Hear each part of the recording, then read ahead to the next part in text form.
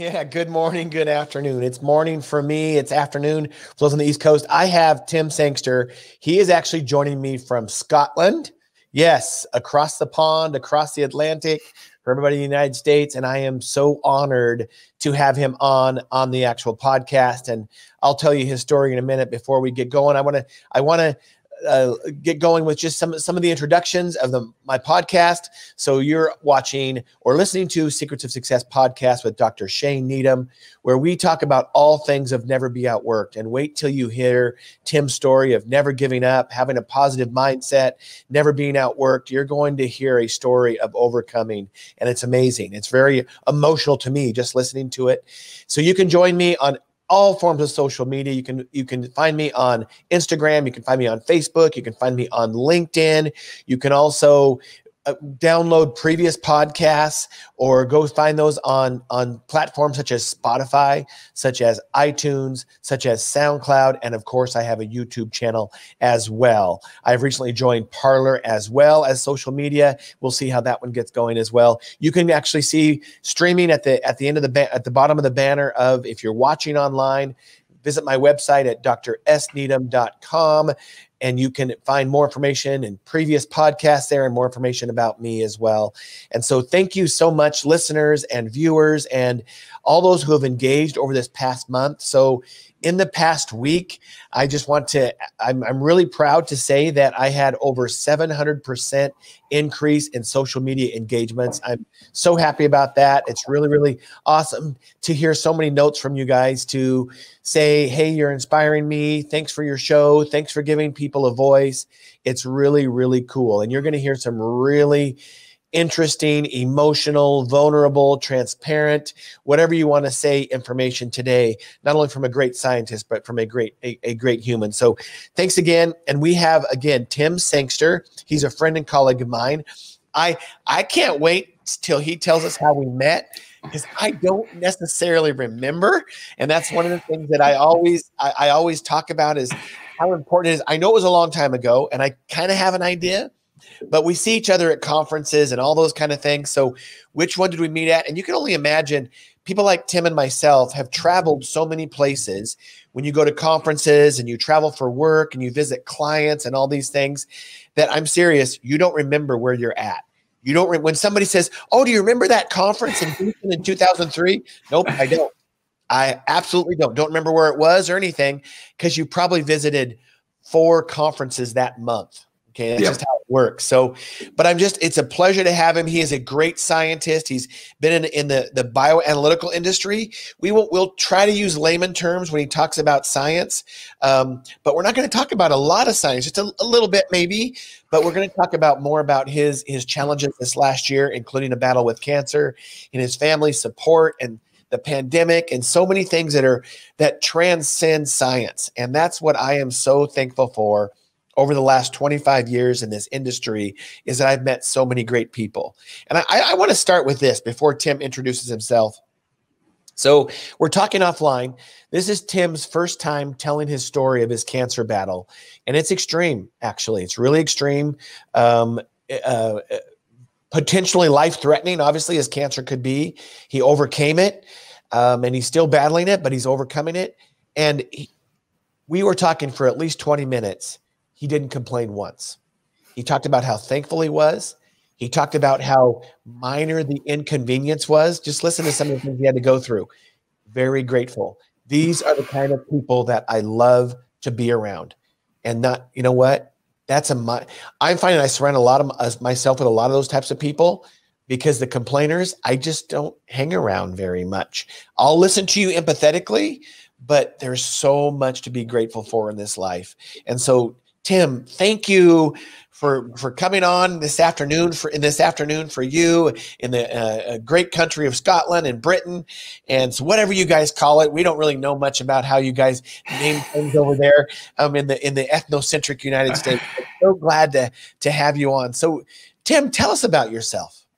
Well, first up, it's St. Andrew's Day today, so happy St. Andrew's Day.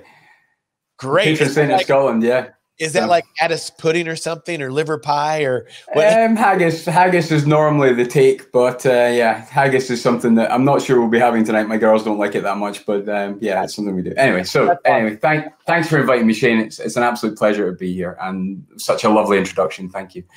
So my name is Tim Sangster. I've been in the business, as you said, for a long time. I started in, I think, 1994 doing mass spec work. Doing sample preparation. Actually, no, before that, 91, I started doing sample preparation work. And then 94, I started in bioanalysis. Yeah, again, I'm been around. I've worked in Italy. I've worked in the US. I've worked in the UK. And I've come back to the UK again after being in the US. So I've been around the world a little bit, the Western world. And I'm currently working in Solarion, which is a phase 1 clinical business based in Nebraska. Although, as you've said, I'm in Scotland because I can't get into the US at the moment, but I will eventually get into the US and go and start working with my new colleagues and team that I've been working with for the last 5 months remotely. So they haven't actually met me yet either, other than through a webcast. So it's an interesting journey. But yeah, the last year has been a difficult challenge, but it's different. It's set me up in different ways. Yeah. So, but yeah. So tell me about, so let's see. So I think I met you when you were working in Italy. I don't know where do you remember? Tell me about that. Do you remember when we first met? I think I do, but I'm not sure. I think I remember 2 first meetings. First one was ASMS in Orlando. So 2003, 2002, I think, when I was in Italy. I think it was 2002 or 2001, Orlando, which was was that not the anniversary ASMS one? Yes, 50th anniversary, correct? 50th anniversary of ASMS, I think, in Orlando. I think that's when I first met you. Okay. And then I remember meeting you again at CPSA not that long after that, when I was in New Jersey.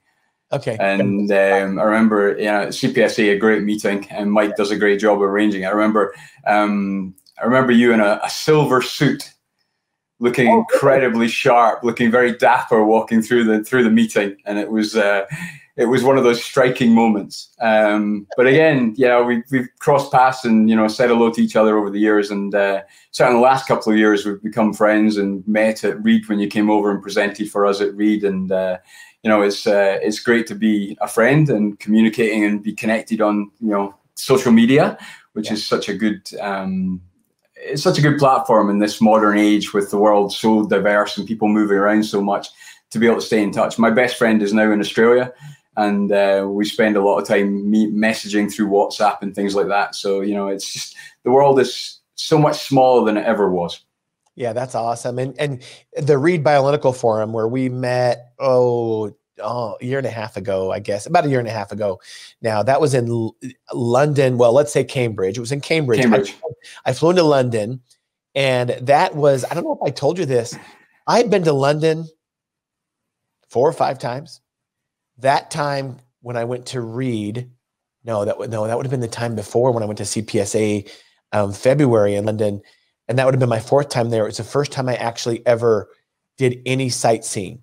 So basically, I would fly into London, do my thing, and fly out. And it was really, really good to go see Stonehenge and the typical touristy things, Roman vase and stuff like that. It was really, really cool, and I outside the United States, I am biased, but Britain, and I want to go to Scotland and Ireland. It's definitely my favorite place to visit internationally. And so it's just a great time. So tell me, let's see. So you were in Italy for a while. Tell me about your family. So tell me about your family, and we'll get into, because it sounds like they have Irish and US and Scottish and British connections. I want to hear all about that. That's very fascinating to people like myself and people in the United States. So tell us about your family and then all those connections. Okay. So first up, my wife's from Northern Ireland. And we've been married since 2000, so 20 years this year. Congratulations. And thank you. And we went through many years without any children. And when I first moved to the States, we had a discussion and said, children, maybe not, they're not happening. Nothing's happening in that direction. So we decided to get to the United States, and then we'll try and figure it out. Between resigning from AstraZeneca and starting my job with Huntington Life Sciences in New Jersey, my wife phoned me to tell me she was pregnant with twins. And she knew at 5 weeks that she was having twins. And I said, how do you know it's twins? She goes, I just do. And she was right. And as a scientist, it was fantastic having identical twins, because it's just such a, and I studied genetics at university, so it's such a cool thing to have actual identical twins. I'm an identical twin. I know. Yeah. So it's such fascinating.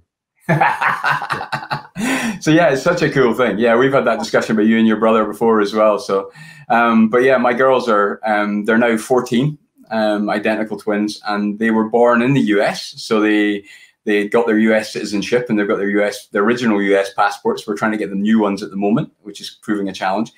My wife, being Northern Irish, gives them Irish citizenship, and they have their Irish passports.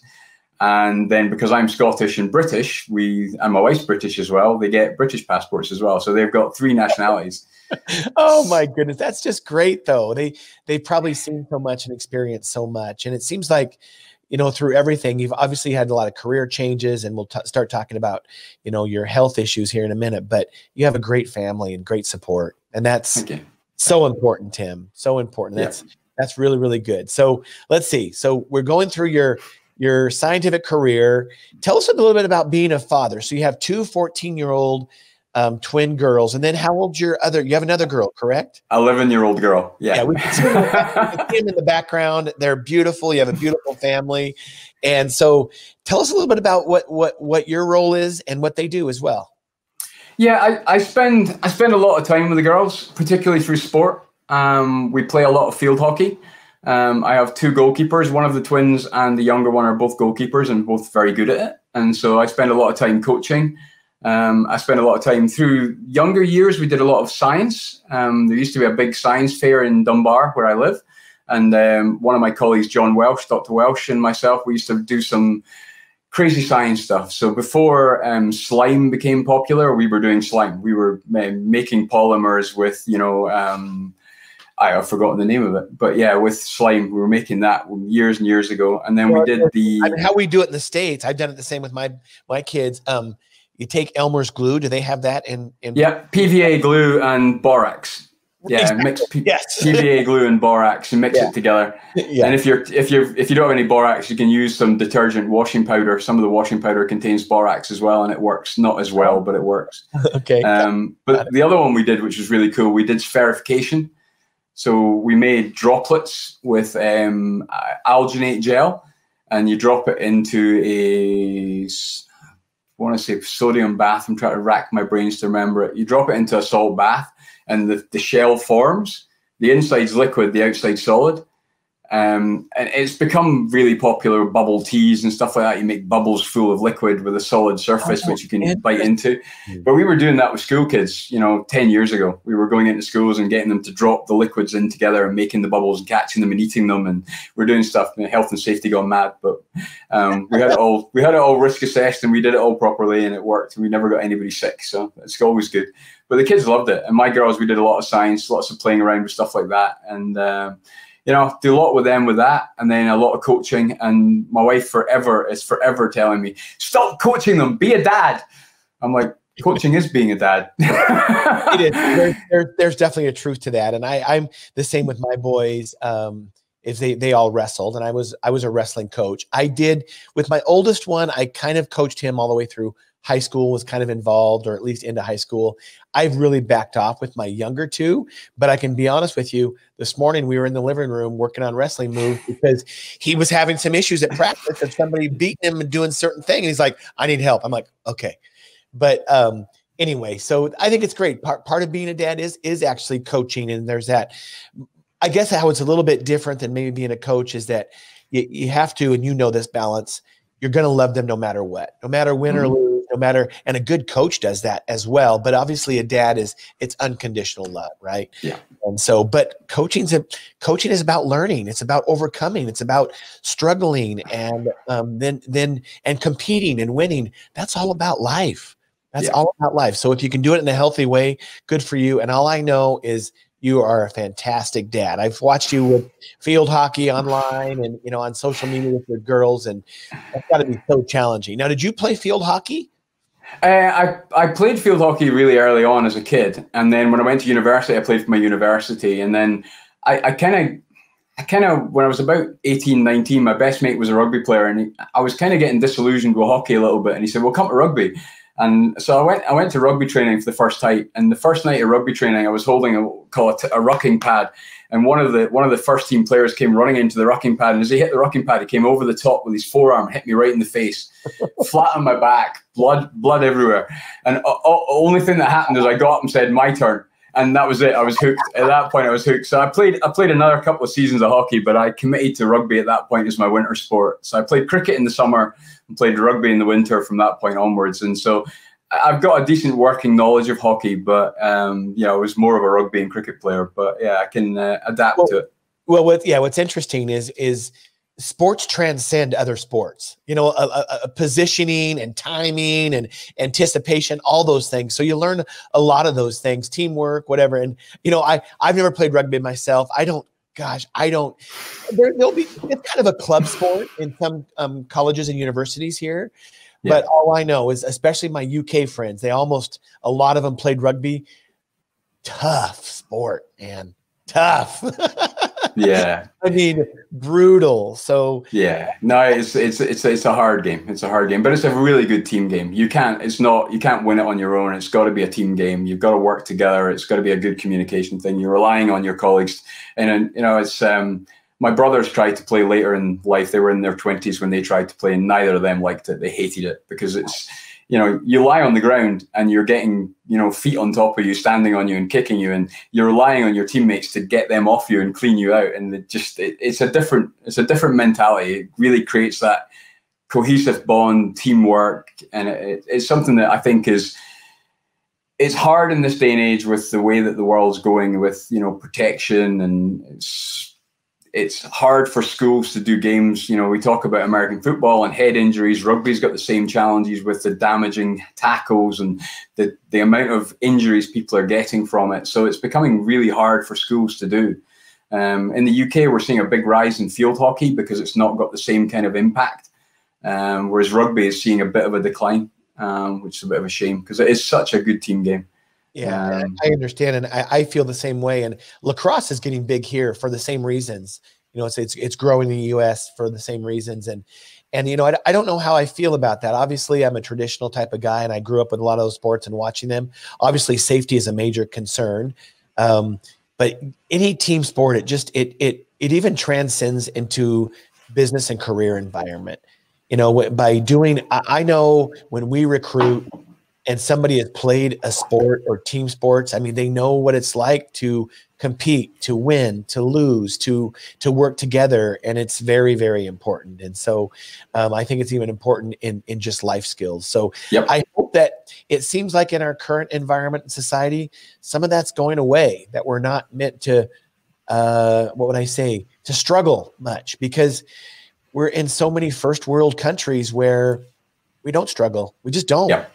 I mean, we have our food, we have our shelter, we have our water, we have our clothes, we have all of our major needs. So now we're worrying about, let's see, am I emotionally healthy? I mean, that's only 100 years old where we've cared about if we're emotionally healthy.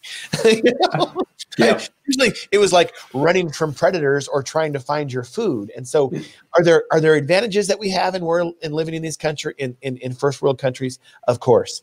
Are there some disadvantages? Possibly. So I think struggle through sports is a way to take a first world problem or issues and still have those same struggles and that same competitiveness. So good for you. That's great what you're doing with your girls and with your family, and keep doing it. Okay. So now I had no idea that he told me when I told him, I think I invited him on my podcast first.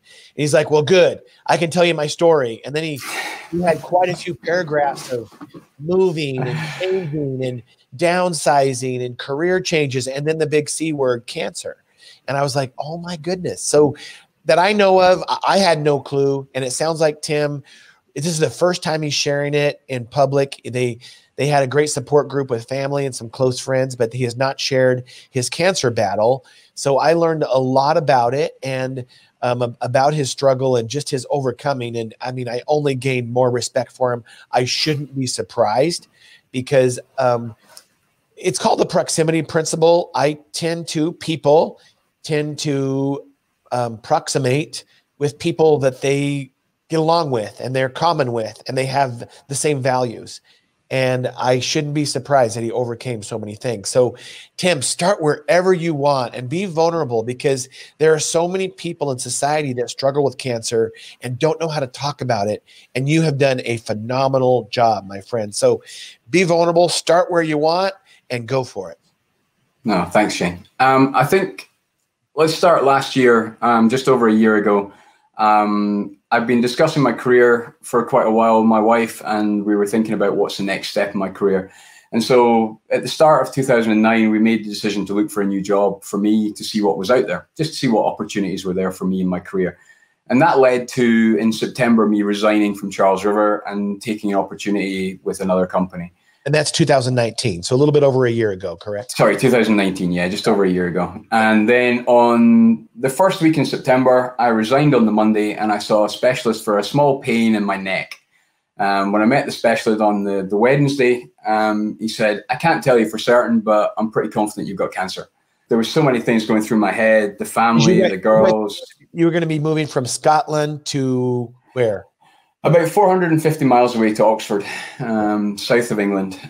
So very different, different systems, different school systems, different legal systems. You know, we are part of the United Kingdom, but we're very different in many different ways. Okay. That started a whole chain reaction. I spent a month getting biopsies and tests. In the middle of that month was actually the Read Forum. It was in the middle of the month, which actually took my mind off it, which was great. I was there and I had no clue. And I mean, I can just say that you were jovial as usual. You were extroverted. You were laughing. I mean, I had no clue. So go on, Tim. And that was it. I wanted life to go on as normal. And so one of the things right from the start in my head, it was like, life carries on. You know, I can't predict the outcome of this. I just have to go through it and be myself. And, you know, at the heart of all of it was I've got 3 little girls and I need to be me for them. And so Read finished, I came back up and I had my appointment with my specialist, and he went, "Yeah, you've got cancer." And he said, "I can cure it. I have a 95% chance of curing it, but I'm going to put you through hell." He says, "The treatment for throat cancer is horrific." He says, "We're not going to operate." He says, "We're going to go with radiotherapy and chemotherapy." I had 6 weeks of radiotherapy on my neck area, combined with 2 courses of cisplatin to make it more vulnerable to the radiotherapy, basically. Cisplatin is a chemotherapy drug. Chemotherapy drug, yeah. And side effects that he'll probably talk about in a minute.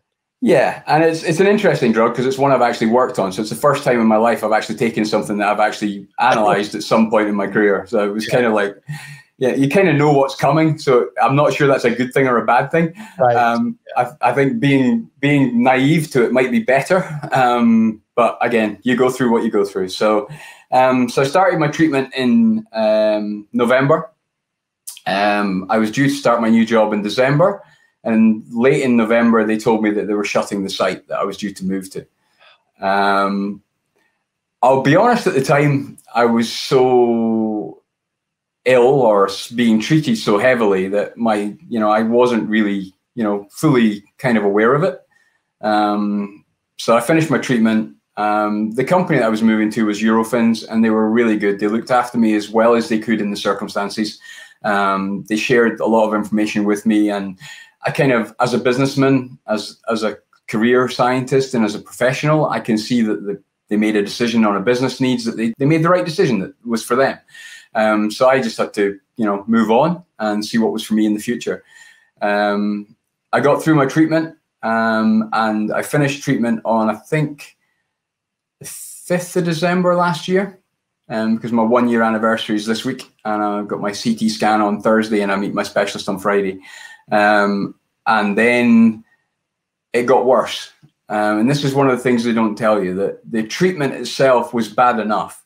And the couple of periods of chemotherapy, I felt horrific afterwards for a couple of days. It wasn't pleasant. But the 5 weeks or so after the radiotherapy finished, It was the worst part of it. It just, you can't eat.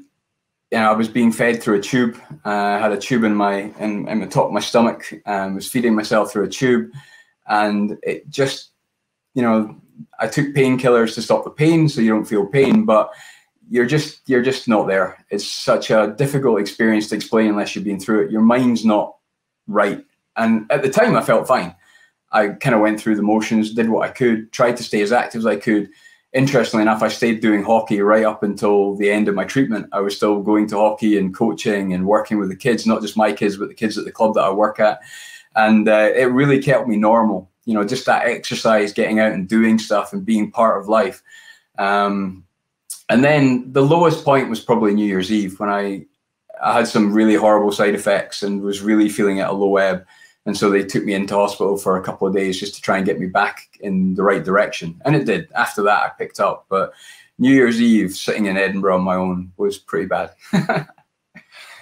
But then it got better. Then it started to get a little bit easier every day after that. And I started to get a bit more active, get out a bit more, do a bit more walking about, and, you know, starting to kind of live a little bit normal again.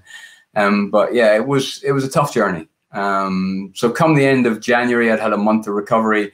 I started looking at jobs, see what job opportunities were out there. A really good job opportunity came up, so I put my name in the hat for it.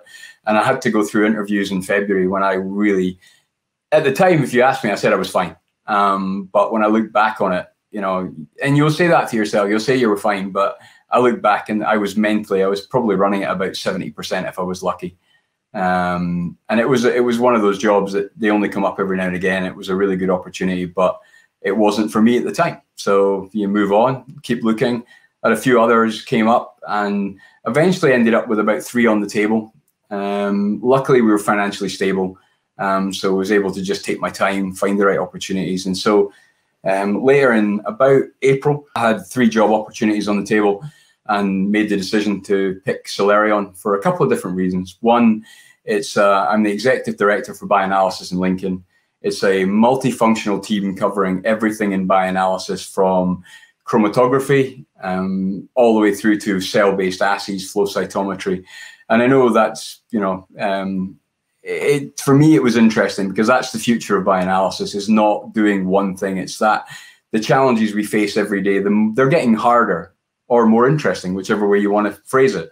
More interesting for sure. But you need the tools to fix those problems. You need the tools to answer them. It's like if you ask somebody with a hammer to fix a problem, they'll try and use a hammer. If somebody's got a whole toolbox, they'll use what's in the toolbox. If they've got a whole van load of tools, they'll use everything that's probably closer to the job. So for me, bioanalysis has become more and more multifunctional, more and more challenging scientifically for us to learn from. So the opportunity to look at cell-based assays, flow cytometry, and everything else that we do is fantastic. So that was one of the things. The other thing was I've spent 25 years with working in preclinical and the animal side of the business. This is the human side of the business. So the big animals, the intelligent animals, allegedly. Yeah, sometimes. And so the opportunity to learn the clinical business, and the fact that we have in Lincoln, we have on floor 3, we have bioanalysis, and on floor 1, we have 200 human clinical beds, you know, was too much for me to pass up. That's such a great opportunity to marry those two things together, the bioanalytical and the clinical. I've done it for 25 years with the, you know, animal units with vivariums on site. This is the first time I've really had a clinical operation on site. Except for 1 year, a couple of years at AstraZeneca, where we had a clinic on site, but we didn't operate with them very much. So yeah, that was why I did it. You know, the chance to learn the business. Nebraska looks like a great place to be, to raise children. It's a nice place to live. It's Midwest, and you know that well. It's a great place to be, to spend time, and to live. So for me, it was a good joining of lots of different things. And on the back of everything I'd been through, it felt like the right thing to do at that time. And so I've been 5 months with Solarion and really enjoying the journey, even though it's been a virtual one so far. I spent a couple of weeks at the start in Switzerland with my colleagues in the Zurich office, and that was fantastic. They were a really good bunch. And I've spent the rest of the time getting to know my team in Lincoln and really enjoying that. So the future is bright. It's positive. I am a different person today than I was a year ago. More mature, more patient. Maybe not so relaxed, but in a different way and a different environment. And certainly, you talked about, having respect for everything you do every day. And, I think there was a post you put up on your house when you moved house, and you put your view out your window. And I put a post up on Facebook and said, I'm jealous. And then I put one of the sea, and I went, no, I'm not so much jealous. I can walk down to this. It's less than a mile away from my house. And I said, we've all got things to be grateful for. We just have to remember to be grateful for them and not moan about what we don't have, what we do have. And I think the journey of the last year, that's taught me a lot about that. Well, isn't that interesting? Because, you hear people, and I certainly think it's always worthy of discussion, but you hear people, well, they've lived interior their whole lives, 200, 300, 400. I mean, we're 750 miles from the sea, from the ocean. That's where we're at. So we're interior. And obviously when you're in Nebraska, you're 1,000 miles from any kind of a sea or a Gulf of Mexico or anything like that. And so people are like, well, I want to be closer to the ocean. But then, your perspective is, but look at all the beauty that you have already around you. And so it's definitely so true. I'm looking right now at beautiful mountains that are getting snowed on. We don't have snow. It looked like we were going to get some snow this morning. It tried, but it's just absolutely stunningly beautiful. The clouds over the mountains are just beautiful. I'm grateful for it. I've seen your pictures of the sea. And one of these days, I'm going to have to get help from you and some other people that I know from Scotland. I am going to Scotland. Now, I got to tell you a story about Scotland. I don't know if I told you the story or not. I think I was actually going to the Reed Biomedical Forum, and I was on a red-eye flight. So I'm flying into London from Seattle, I think. Seattle to London. That's probably like a 6 or a 7 hour flight. Oh, 9 hour Seattle, I would think. Probably. Yeah. It was definitely overnight. It was 7 to 9 hours. Yeah. And so we're flying into London, into Heathrow. And actually, I'm in between two scientists. Actually, one was an engineer. I got upgraded to like business class or something. And so I'm in between an engineer and a scientist. I don't really remember what they did, but one of these guys was from Scotland and he moved to Australia. And his perspective was interesting because I think Scotland is beautiful. I want to visit it. I think the people are fabulous from what I've heard. And the few people I know from Scotland, they're just beautiful people. And he's like, I'm like, oh, he's like, where are you headed? And I told him, and I said, oh, and I said, where are you from? He says, oh, I'm originally from Scotland, but now I live in Australia. And he said, and I said, oh, I've always wanted to go to Scotland. He's like, why would you want to do that? He's like, it wasn't until I moved to Australia that I actually saw the sun. I don't know. Well, it is cold here. It is cold and wet here, but we make up for it with many other things. So yeah, it's perspective, right? There's a great story about that. When I was sitting in New Jersey one day, I was sitting dealing with a client who was sitting in San Diego or near San Diego in the South Cali. And he's going, oh, we got to go home. I said, what do you mean you got to go home? So it started raining. I'm like, you've got to go home because it started raining. He said, yeah, well, the landslides and I can't get to my house. Once it starts raining, we might get landslides and I can't get home. So I have to go now. And I'm going, I've got 4 feet of snow outside. Right. Exactly. Could you imagine Scotland if you had to go home when it was raining? You would never work. No, you'd never work. No. Well, what a great story. So you kind of skipped by some of the side effects. So I did not know. So let me ask you a question first of all. Sometimes they can pinpoint, I really don't know, even as a scientist, I don't know how. Did they say yours was environmental cancer, genetic? Did they talk about that at all? Yeah, I know exactly what caused it. It's viral. Really? Yeah, and this is a really interesting one. At the moment, it's one of the big viral topics. It's HPV, human papillomavirus. Oh my goodness! So they've been giving vaccinations to girls for years because HPV is a big issue in cervical cancer. But it's starting to become a big issue in non-smoking males. I smoke a cigar once in a while, and I had a few cigarettes when I was a student, but I don't smoke. And so there's a big increase in HPV cancer, throat cancer, in people that haven't smoked. So why, they are. Why HPV and targeted to the throat? Do you know much about that? No, I didn't learn much about that at that stage. It's just a virus which is around and about in many, many places, and it finds its way in. So did you know you ever had the virus? No. Interesting. Wow. Very, very interesting. So you talked about, the cancer diagnosis and then some of the treatments. Talk about how it is now and what side effects that you might have to always live with. Talk about some of those and how you're overcoming those. Okay. So the biggest problem is that it's not the actual cancer itself, it's the treatment. And it's the area they're hitting, because they're hitting this area of your body. So there's some really challenging issues that happen. One of the things that happens, and I was warned about, was that I might lose my hearing because they're irradiating your ears and the back of your neck. And as a result, I now have to wear hearing aids in both ears. I'm down to about 40% of my hearing.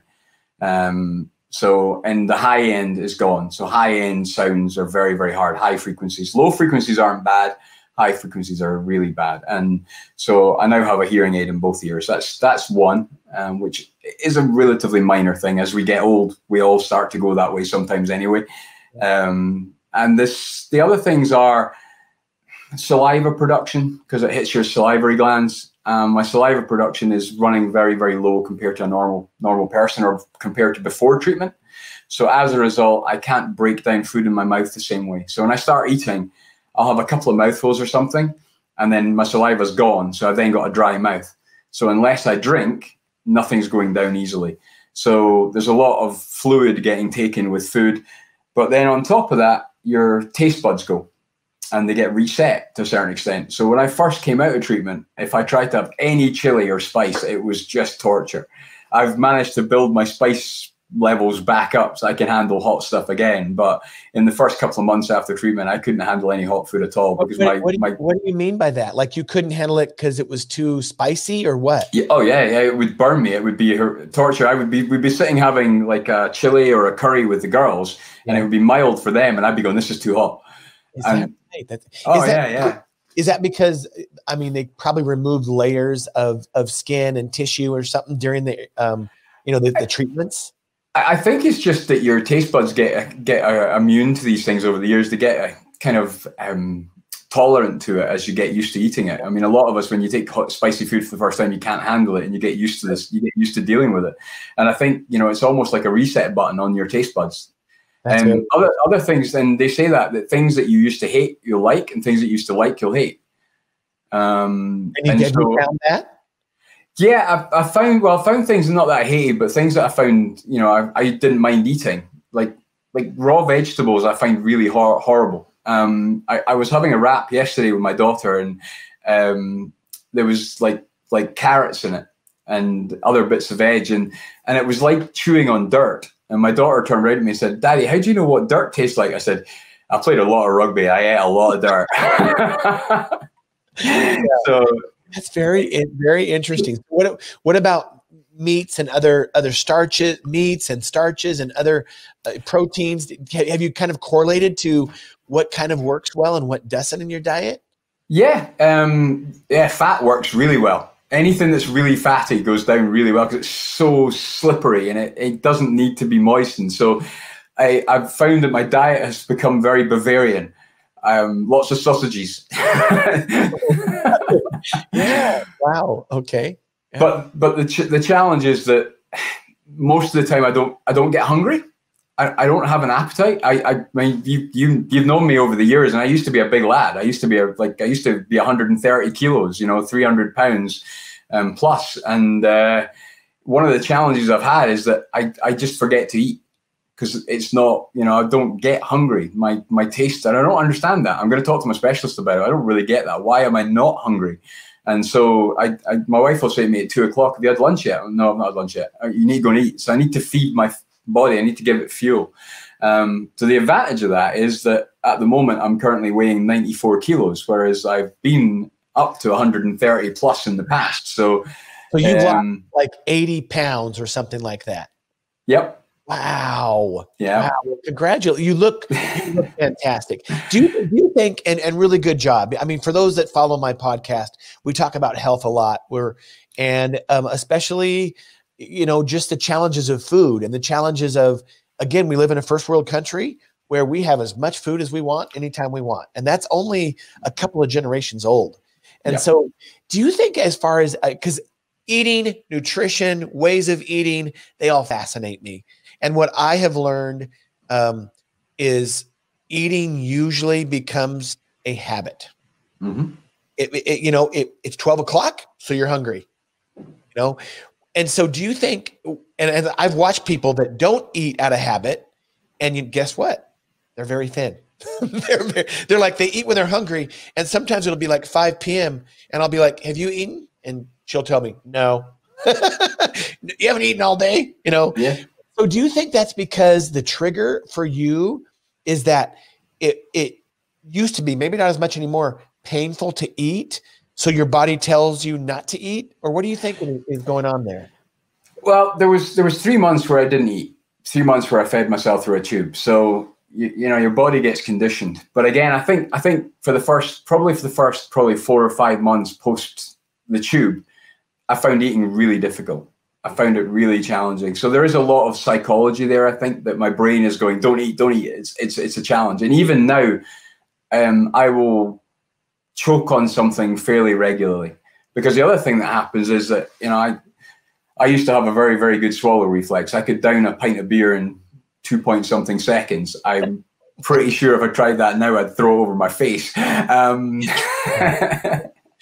What does it close off? Does the esophagus get smaller, or what happens there? Is it a reflex? They burn the muscles, so the muscles get reset. So all the muscles get burned. So the muscles in your esophagus that actually work to allow you to swallow are not working the way they used to. They have to be relearned. So I had a speech therapist at the hospital who gave me exercises. So I had to go and do lots of different exercises, and then there's swallow exercises you have to do as well, and everything I did. So I actually had one of my daughters as my swallow coach. So she used to, every day she'd go like, "Daddy, you've done your exercise," and she'd sit and do them with me, and then it was worthwhile, because at the end of it, I could get back into eating faster because of it. So my specialist was hilarious. My specialist said, when he said he was putting the feeding tube in, he said, I said, how long do I have to have it? He said, you have to have it for 3 months. I said, right. So I want it out on that day. And he went, why? That's 3 months from when you put it in. And he went, you can't tell me you'll be ready by then. Oh, yes, I can. Absolutely. And so I went to see him the week before for a regular checkup. And he said, oh, we'll schedule to take it out in 2 weeks' time when you come back. I said, no, you're taking it out next week. And he went, what? I said, no, you're taking it out next week. My weight has been maintained without using it for the last month. I want it out. And he was like, okay. Just pure mindset. This is what's happening. That's what I'm doing. Absolutely. So you have to. Yeah, that's the mindset you have to have. So on a feeding tube, are you restricted to certain? I don't know. I don't really know how it works. Do you just grind it up, put it in a blender, and then you can eat anything, or how does that work? I use special supplements with high protein, high vitamins and everything in it. So I had these pouches that I used to do it overnight. So I would, I'd put it on a stand with an infusion pump. So the slow pump, just pushing it through my stomach at a slow rate.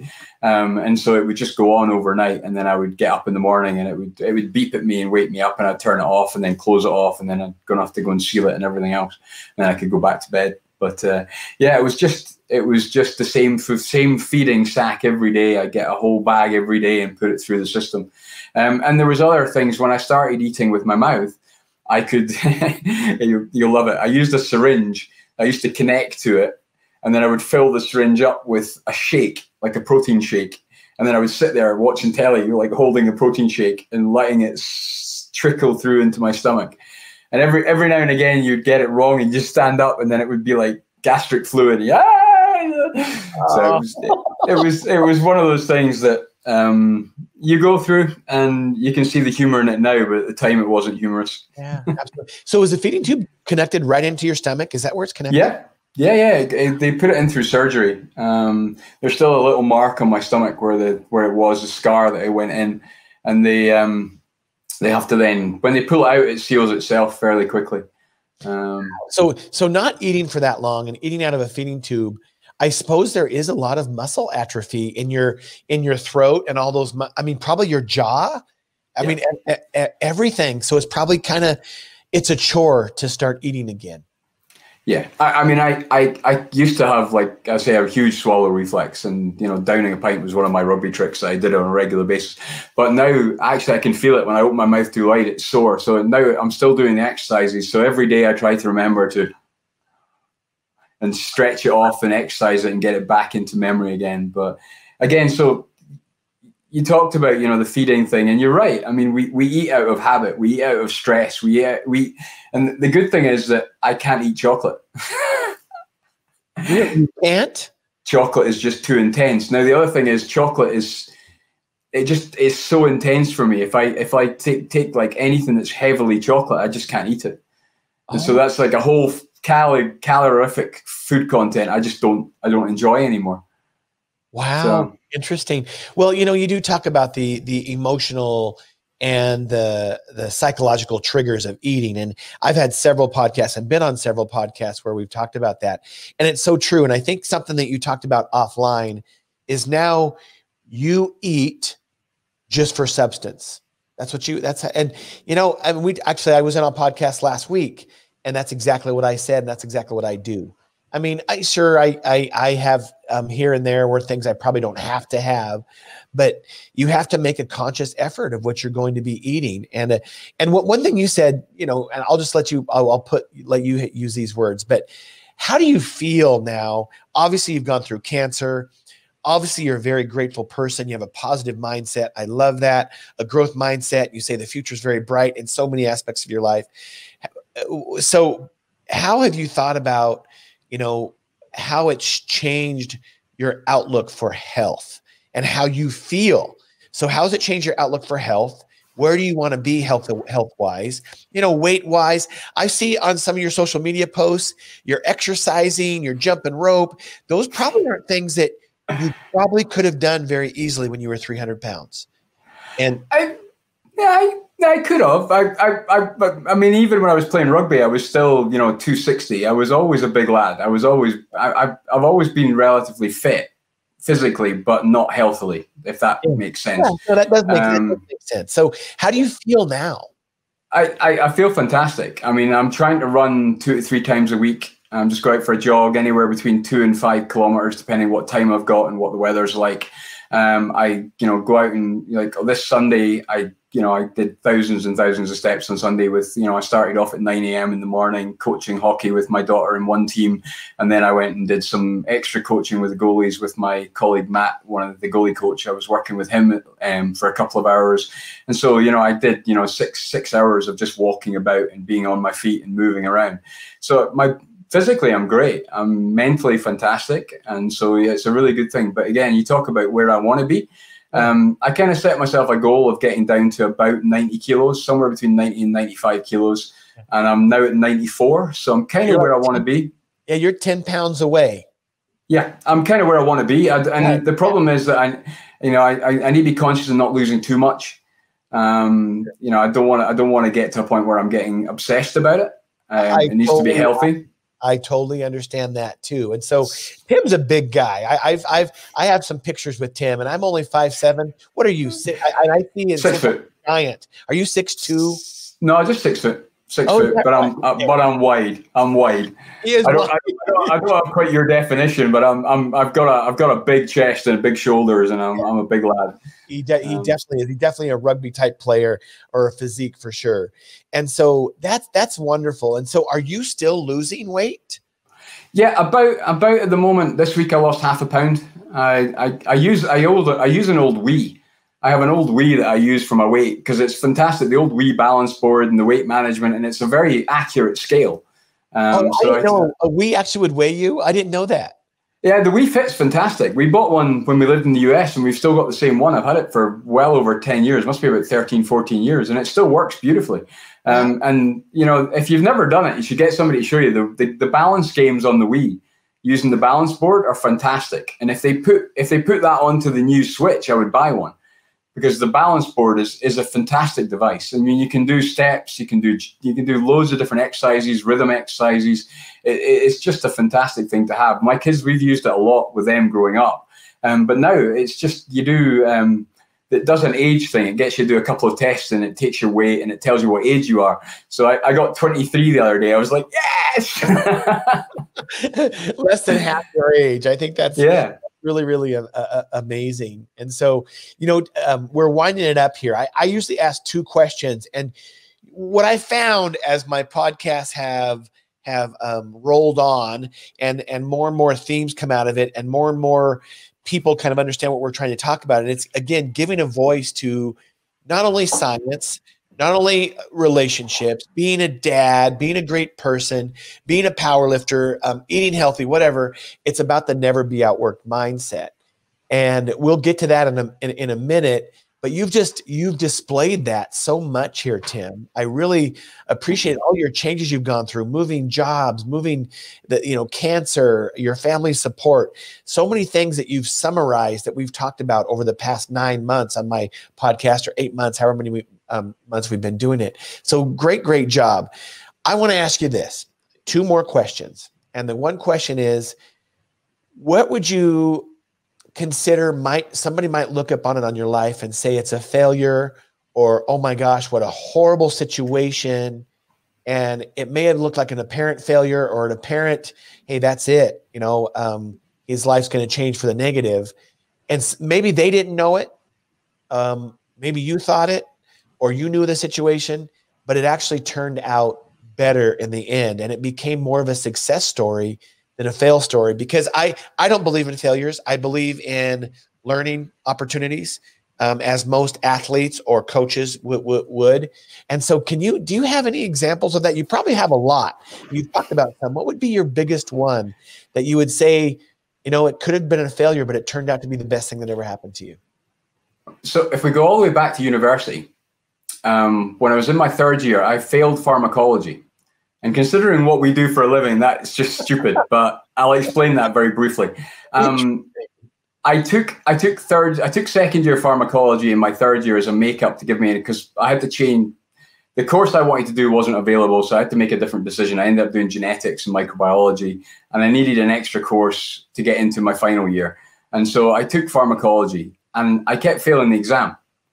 I failed it the first time. I failed the resit, and then I took a year out. And I was working at the Scottish Crop Research Institute, and I'll come back to that. And at the end of a year out, I then resat the exam and failed it again. Wow. But I only just failed it. And I was sitting in the Dean of Pharmacology's office, which was Professor Stevenson, and he was asking me questions, and I was answering them. And he was asking me, a lot of pharmacology stuff. And a lot of particularly pharmacokinetics and, the kind of statistical stuff and the numeracy of it. And he said, do you know all this? I said, I do. But I said, if you ask me the difference between digoxin and digitoxin, I have no idea. And 90% of the exam was knowing 2 different drugs and exactly what their mechanisms of actions were. And I said, that's what books are for. You look it up. You don't need to memorize it. I agree. Yeah, that's what the Merck index is for. And then you look at it and you can say, here's what it's going to do, or you're going to develop an assay for it. So then what happened with that conversation? So he went, pass, and he passed me, and that got me back through. But that allowed me to finish my degree and move on. But then what happened, and I wrote a little article about it a couple of years ago called Advice to My 23-Year-Old Self. So on that year out, I worked at the Scottish Crop Research Institute. And so when I finished university, I got a job and I was working in the bar trade. And then I finally ended up in Quintiles in the accounts department. And I was in the accounts department doing my thing and working away. And my boss said, we really like you. We're thinking about hiring you, because I was there as a temp. We're thinking about hiring you. Would you like to do your accountancy degree? And I went, oh, that's nice, but I'm kind of a scientist. I really don't see myself doing numbers all of the rest of my life. And he went, well, you've got a job here for as long as you want it. Have a look around. So I went for an interview a couple of weeks later in the mass spec department. And I was sitting with Dr. Andrew Penman, and we were having a chat, and we were talking about the Scottish Crop Research Institute. And he said, could you take a step outside for a few minutes? And I went, okay. And he came back in, he shook my hand and said, you got the job? And I went, what? He said, I just phoned your supervisor at the Scottish Crop Research Institute, because one of the projects where you did the sample prep for GC mass spec, I was the mass spec advisor from the funding body. So you would never have met me, but I was part of the project. I phoned your supervisor and she said, don't let you go. And it was all about that mindset of, how you behave. It's not always what you know, because lots of people might know what you know, but it's how you behave and how you interact with people, and that, communication, teamwork, and everything else. And so the blog I wrote was all about that. It was all about how you behave. So at the end of the day, I failed my third year, had to take a year out, definitely a failure, and a lot of people would see it that way. But my career today comes from that year out, from that extra year I took working at the Scottish Crop, doing sample prep on mass spec, then led to my career in bioanalysis. So, it's one of those things that you just have to do your best in every situation you're in, and, what will be, and you let it work its way out. What a great story. What a great story. And that's so true that, you can be the smartest person in the room, so to speak, but if you don't have that right work ethic, mindset, and attitude, it's not going to go very far. Yeah. And I'll be perfectly honest. I am rarely the smartest person in the room, rarely. But I just learned over the years that you have to have that right mindset and attitude and work ethic. And that's usually 90% of it. And so because I too just go look at a book in Merck Index to see the difference of what drugs look like and what they do. I'm the same. Yeah, I can tell you, and I'll tell you how to develop an awesome assay for it too. So what a great mindset, Tim, and what a great story. And I've read that, by the way, my 23-year-old self, the advice that you would give a 23-year-old self. And it's a great article. It really is. It really is. And so how would you say, you have so many examples, your whole life has been this. How would you say the never be outworked mindset has really applied to your life? Can you think of like one maybe challenge or something that you've had to overcome, and you overcame it with work ethic and the never be outworked mindset? Yeah, there's a classic example from my old team when I was in the US working in New Jersey. We got thrown a curveball by a client, and it was one of those interesting ones that they had a drug to get to market. They'd sent it to the FDA. The FDA had said, we need you to run this study. And as bioanalysis is always kind of a bit of we might need bioanalysis on it. They'd set up the clinical study. It was all scheduled. Then suddenly went, we need analysis. So he came to me and he said, we need, I think it was something like 2,000 samples, but there was 2 assays and there was 4 analytes. And he said, we need this done as quickly as possible. And every day that you take longer is stopping us getting this back to the FDA and getting this drug on the market to patients. And I'm like, okay. So I then took a note of the scope of the problem, worked out exactly what he wanted, what he needed. And then I sat with my team and said, guys, this is what we've got on the table. These samples will be available in 3 weeks' time. We are fully booked for the next 6 months. Can we fit this in? How do we figure out a way to do this? And again, just, how do we work around this to make this solution to a very difficult situation? And I'm a team player. I'm like you. I am definitely never the smartest guy in the room. But I am also, I also understand that, there are people with better ideas than I will have. So I threw it out to the team. How are we going to do this? How are we going to work together as a team to solve this problem? I then went back to the client and he said, right, okay. We said, we can deliver all the results, fully audited, everything ready to go for your submission in a month. And he was like, wow, that's amazing. He said, and then he said, for every day you're early, I'll give you a bonus. And we were like, okay. So I got innovative and I went to my management and said, okay, the bonus, I want half of it to pay to the team as a bonus to the team. For every day we're early, I want half of that to go back to the team directly. And they were like, okay. We were 17 days early. Wow, that's awesome. What a great story.